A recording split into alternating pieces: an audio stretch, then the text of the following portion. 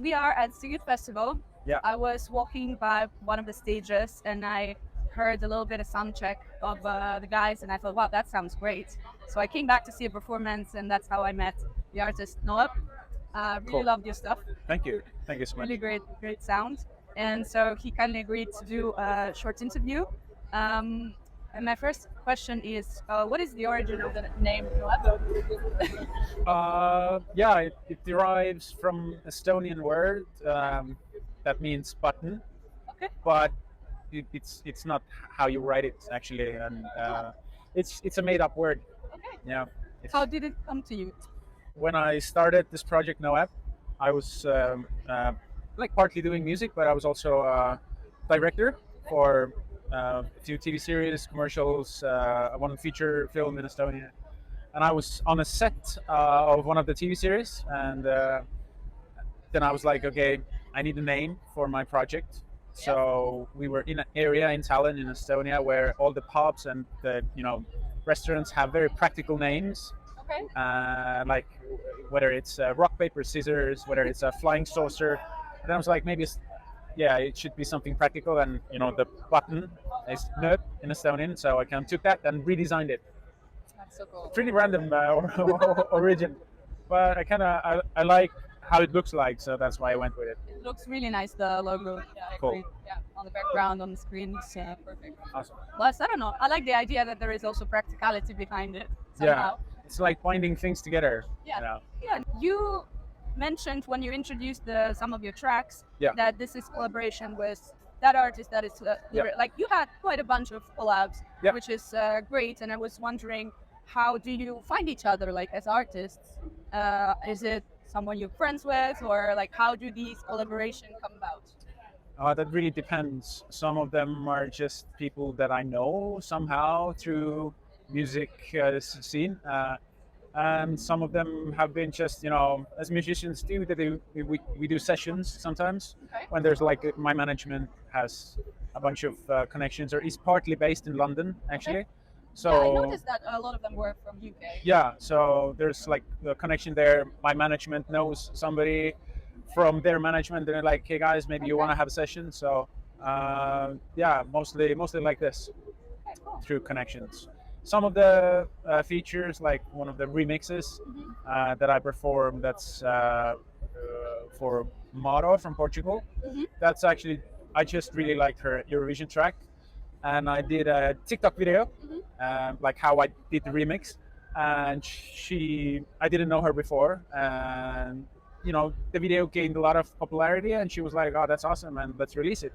So, and I'm gonna release a feature in September, which is like similar. I just remixed the track from a girl, so like an artist from Germany, from her Instagram story. I took her story.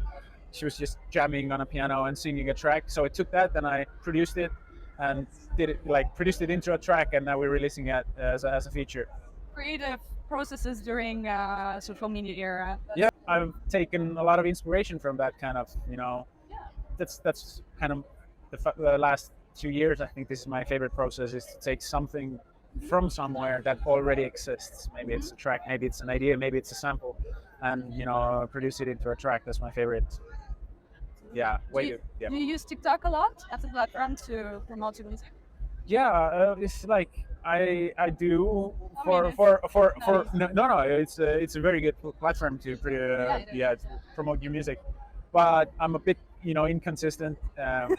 It's like for a couple of months I'm very intense, and then for 3 months I do nothing. So it's not very good for the TikTok algorithms, but I think it's a good platform still. Yeah.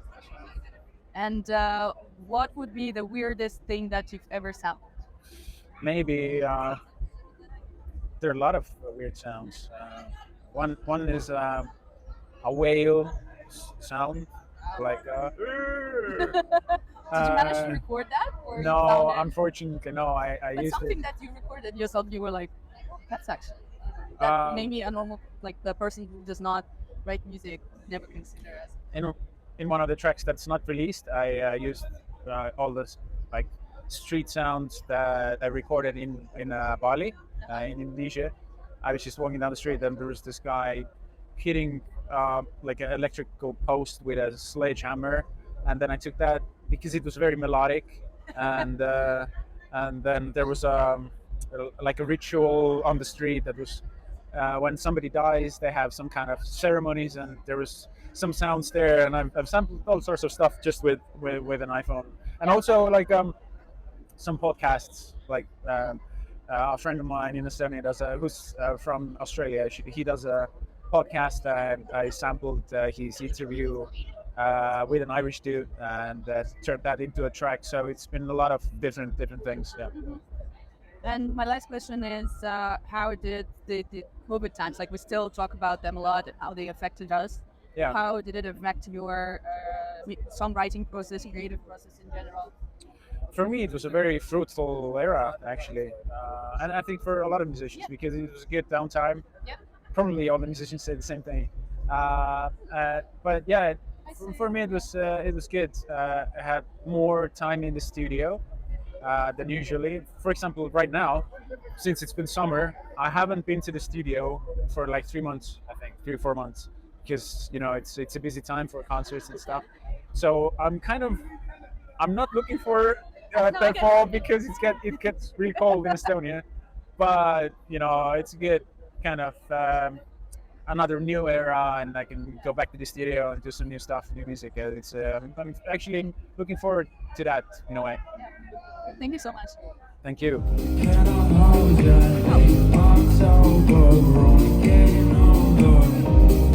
Oh.